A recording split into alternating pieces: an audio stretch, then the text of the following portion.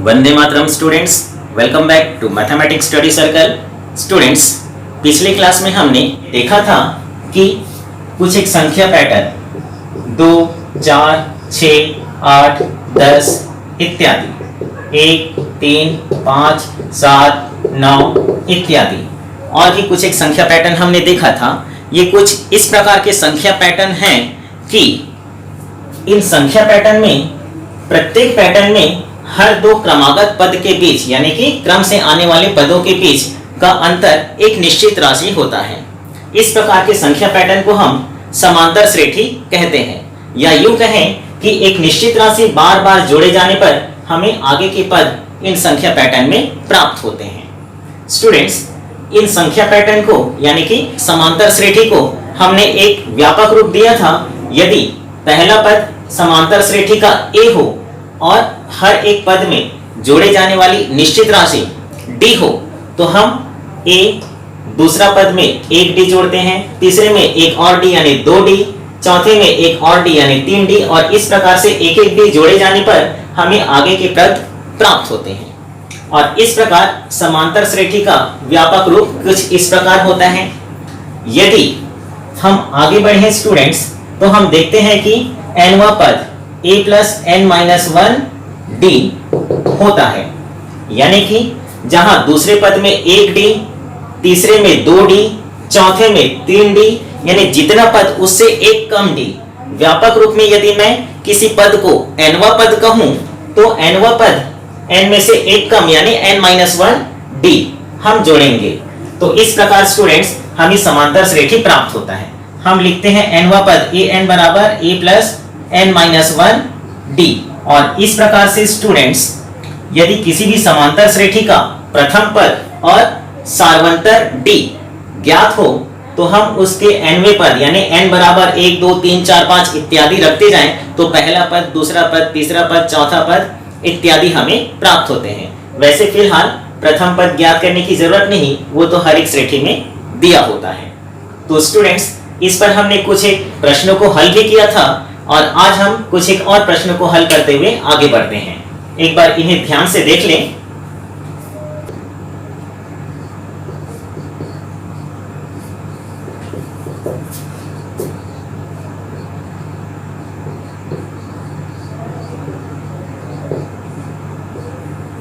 प्रश्न 1, समांतर श्रेणी 4, 7, 10, 13 डॉट डॉट डॉट का 10वां पद ज्ञात कीजिए। तो देखते हैं स्टूडेंट्स हल। समांतर श्रेणी है 4, 7, 10, 13 डॉट डॉट डॉट। यहां पर प्रथम पद a बराबर 4, सार्वंतर d बराबर दूसरा पद माइनस पहला पद 3। आप तीसरा माइनस दूसरा करें तो भी 10 में 7 गया 3, चौथा माइनस तीसरा करें तो भी 13 में 10 गया 3, यानी हर दो क्रमागत पदों का अंतर हमें 3 ही प्राप्त होगा। इसीलिए हम कहते हैं सार्वंतर, सर्व प्लस अंतर, ऐसा अंतर जो सर्व यानी हर जगह समान है। तो प्रथम पद और सार्वंतर प्राप्त हुआ स्टूडेंट्स। हमें 10वां पद ज्ञात करना है। हम जानते हैं कि nवां पद an बराबर a plus n minus 1 d और इसलिए 10वां पद a10, nवां पद an, 10वां पद a10, n की जगह 10, a plus n minus 1 d, n की जगह 10, a10 बराबर a प्लस 9d। एक बार फिर से देखेंगे स्टूडेंट्स, किसी भी समांतर श्रेणी में प्रथम पद a बराबर हमें प्राप्त हो जाए और दो क्रमागत पदों का अंतर, दूसरा माइनस पहला, तीसरा माइनस दूसरा, चौथा माइनस तीसरा, हमें सदैव एक निश्चित राशि मिलेगी जिसे हम d से दर्शाते हैं। जहां ये दोनों मान प्राप्त हो जाएं तो हम nवां पद का सूत्र लगाते हैं, an बराबर a plus n minus 1d। हमें 10वां पद ज्ञात करना है तो n का मान 10 रखेंगे, तो 8n बराबर a प्लस 10 माइनस 1d यानी 9d। आप चाहें तो डायरेक्ट 10वां पद a प्लस 9d भी रख सकते हैं, जितना पद उससे एक कम d। तो स्टूडेंट्स a का मान है हमारे पास 4 धन 9d, 9 गुणित d, d का मान कितना है स्टूडेंट्स 3, तो हम लिखते हैं 4 धन 9 तिया 27 और इस प्रकार स्टूडेंट्स हमें 31 उत्तर के रूप में प्राप्त होता है। आप चाहें तो हर लाइन में 8n लिख सकते हैं। 10वां पद, ध्यान रहे स्टूडेंट्स, यदि इस प्रकार के प्रश्न पूछे जाएं तो 2 अथवा 3 अंकों के अंतर्गत पूछे जा सकते हैं। एक बार ध्यान से देख लें।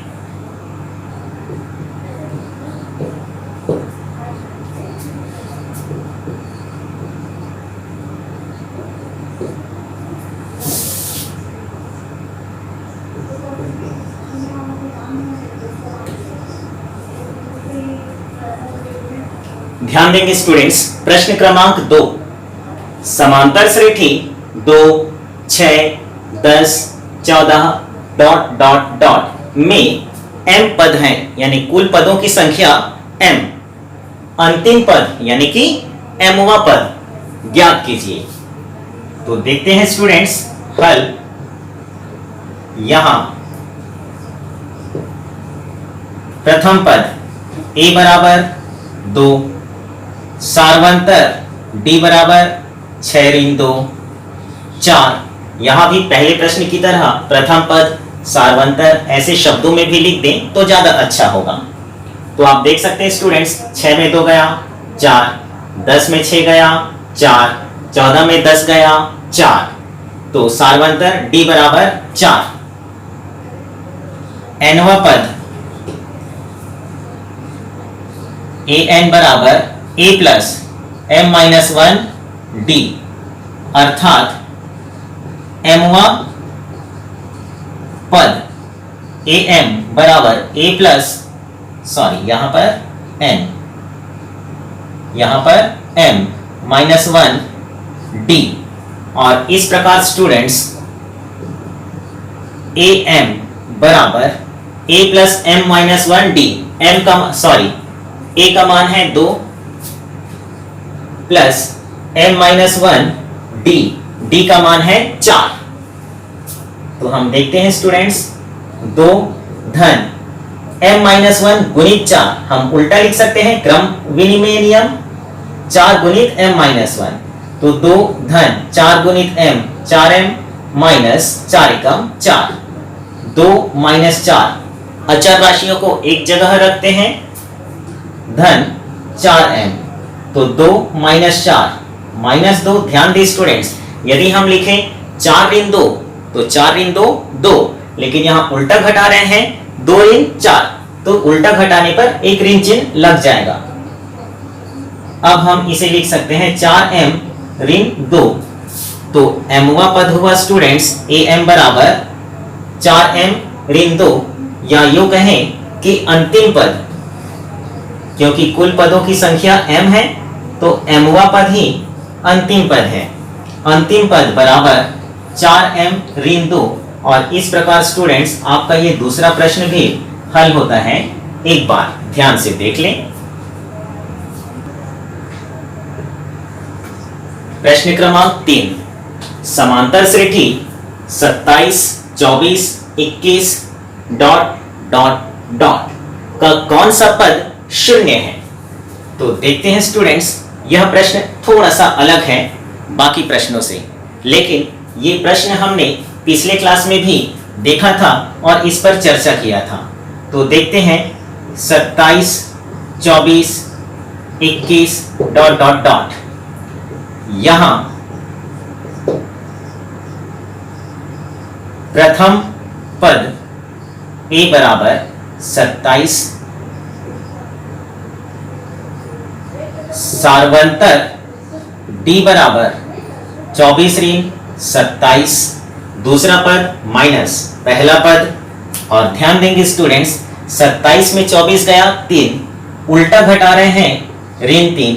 यही किस्सा यहां पर भी देखने को मिलता है। 21 में 24 गया ऋण 3, तो हर हमेशा हमें ऋण 3 ही अंतर के रूप में मिलेगा।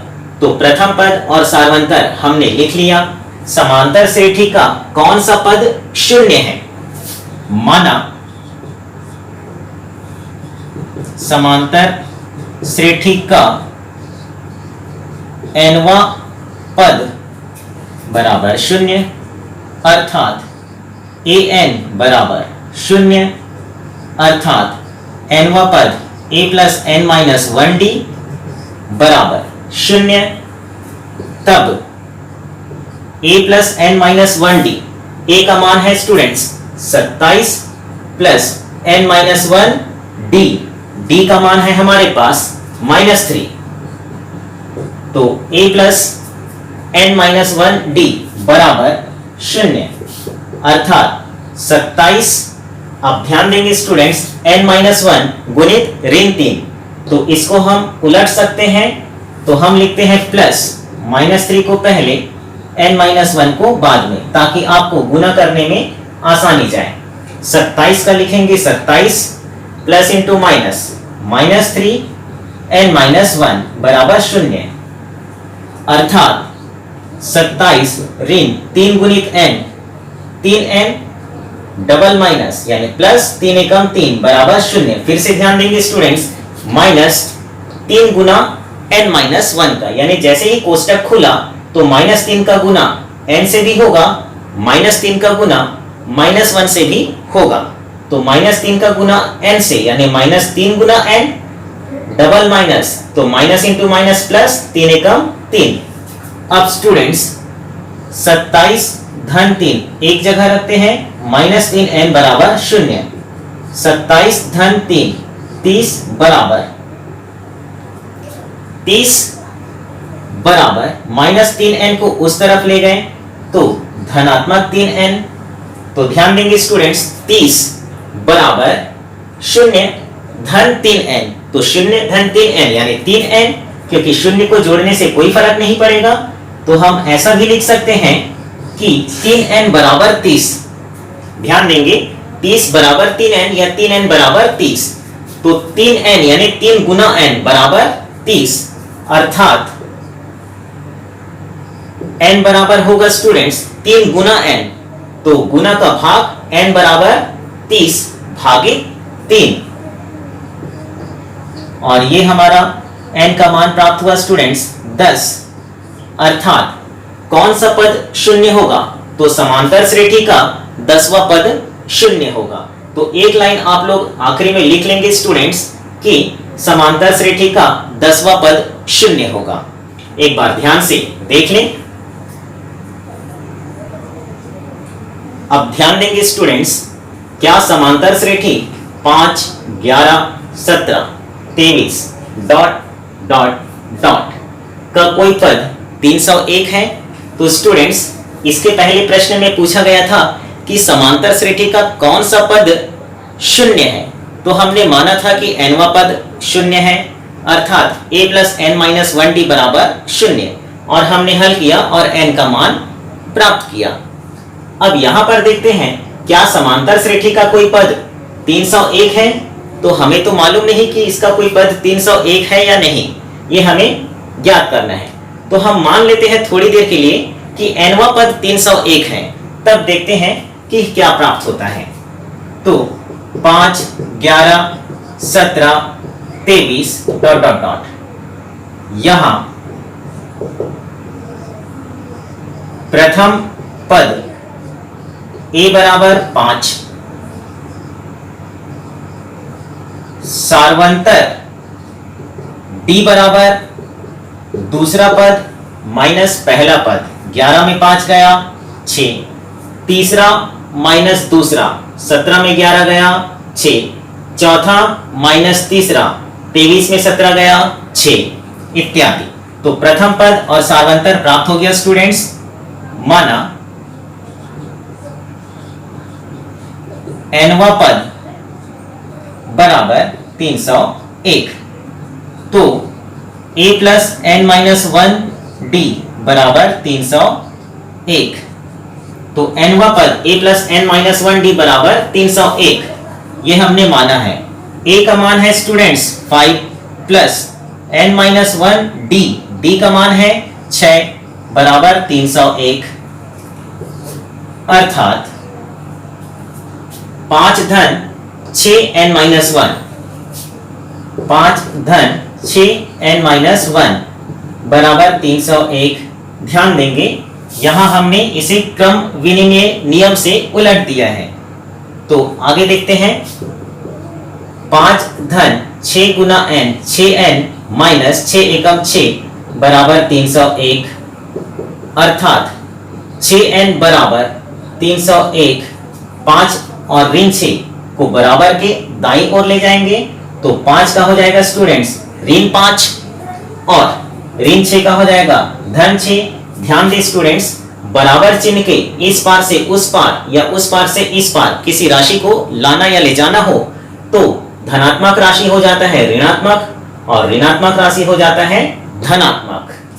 तो आगे देखते हैं, 6n बराबर 301 धन 6, 307 ऋण 5, अर्थात 6n बराबर 302, अर्थात n बराबर 302 भागित 6। जैसे बराबर चिन्ह के इस पार से उस पार जाने या आने में ऋण का धन और धन का ऋण, इसी प्रकार गुना का भाग और भाग का गुना हो जाता है। 6n यानी 6 गुना n, तो गुना का स्टूडेंट्स भाग हो गया 302 भागित 6। अब आगे देखते हैं, n बराबर 6 एकम 6, यहां पर खाली 3 नहीं जाएगा, 6 पंजे 30 और उसके बाद बचा स्टूडेंट्स 2, तो 2 तो जाएगा नहीं, हम लिख सकते हैं 6 शून्यम 0। तो हमारे पास आया स्टूडेंट्स 50 और 2 बच गया 2/6 या फिर 50 सही 1/3। इसे हम ऐसा भी लिख सकते हैं स्टूडेंट्स, एक बार थोड़ा सा मैं मिटा दूं, इसे हम ऐसा भी लिख सकते हैं स्टूडेंट्स 301 भागित 6, तो n बराबर 151 भागित 3। आप देख सकते हैं 2 तिया 6 और इसे भी काटेंगे हम, 2 एकम 2 बचा 1, 10, 2 पंजे 10, 2 एकम 2, तो 151 भागित 3 और ये हो जाएगा स्टूडेंट्स n बराबर 3 पंजे 15, 3 शून्यम 0, 1 बच गया, 50 सही 1/3, 50 सही 1/3। आपको जो भी विधि आसान लगे हल कर सकते हैं। तो ध्यान दें स्टूडेंट्स, हमने कहा माना nवा पद 301 है, तो nवा पद यानी यदि 50वां पद हो, 51वां पद हो तो ठीक है, पदों की संख्या सदैव एक धन पूर्णांक होगी। लेकिन यहां पर स्टूडेंट्स हमें इस प्रकार से संख्या प्राप्त हो रही है, एक भिन्नात्मक संख्या मिश्र भिन्न यहां प्राप्त हो रहा है, तो ये पदों की संख्या नहीं हो सकती। तो इसलिए 301 दिए गए समांतर श्रेणी का पद नहीं है। तो इसके लिए हम उत्तर लिखेंगे स्टूडेंट्स, चूंकि n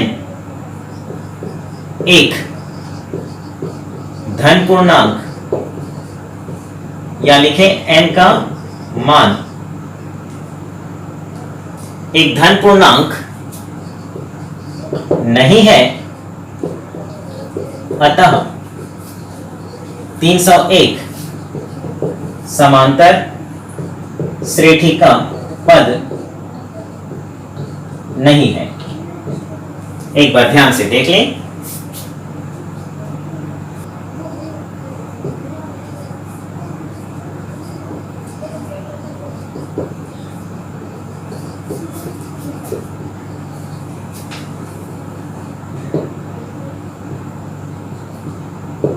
अब ध्यान देंगे स्टूडेंट्स, 2 अंकों वाली कितनी संख्याएं 5 से विभाज्य हैं।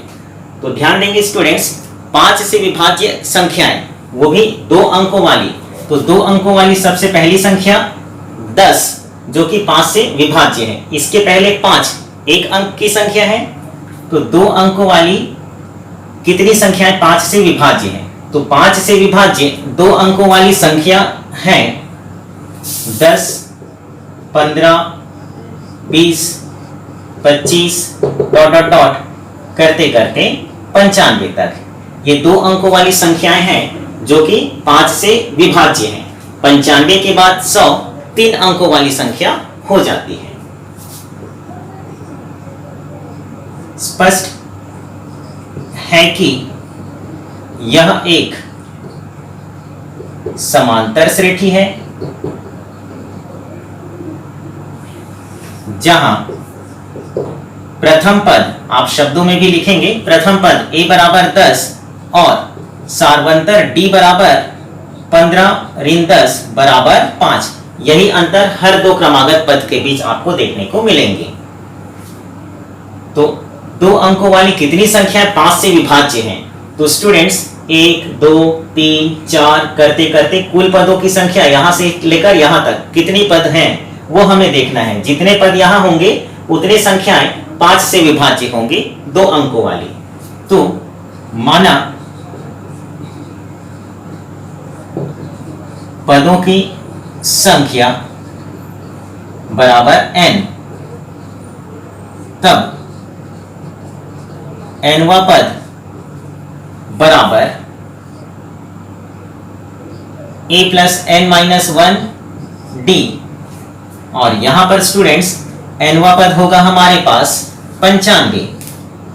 अंतिम पद, पदों की संख्या n, तो nवा पद 95 बराबर a plus n minus 1 d, अर्थात a का मान है students 10 plus n minus 1, d का मान है 5 बराबर 95। हम ऐसा भी लिख सकते थे, पदों की संख्या n, तो nवा पद बराबर 95 और उसके बाद a plus n minus 1d बराबर 95। हमने यहां थोड़ा उल्टा लिखा, 95 बराबर a plus n minus 1d। तो 95 बराबर a का मान प्लस n माइनस 1 d का मान। हम लिखते हैं 95 बराबर 10 प्लस, इसे उल्टा कर लेंगे, 5 n माइनस 1। 95 बराबर 10 प्लस 5 गुना n 5n ऋण 5 एकम 5। 95 बराबर 10 ऋण 5, 5 धन 5n। आप लिख सकते हैं 5 धन 5n बराबर 95, या फिर 5n बराबर 95 ऋण 5, या फिर 5n बराबर 90। तो इस प्रकार स्टूडेंट्स आपको प्राप्त होंगे n बराबर 90/5, अर्थात n बराबर आपको प्राप्त होगा 5 एकम 5 एकम 5, 4 बचा 40, 5 अट्ठे 40। अर्थात 2 अंकों वाली कितनी संख्याएं 5 से विभाज्य हैं? 18 संख्याएं। तो आप एक लाइन यहां पर लिखेंगे स्टूडेंट्स कि 2 अंकों वाली 5 से विभाज्य संख्याएं हैं 18। हम लिख देते हैं, अतः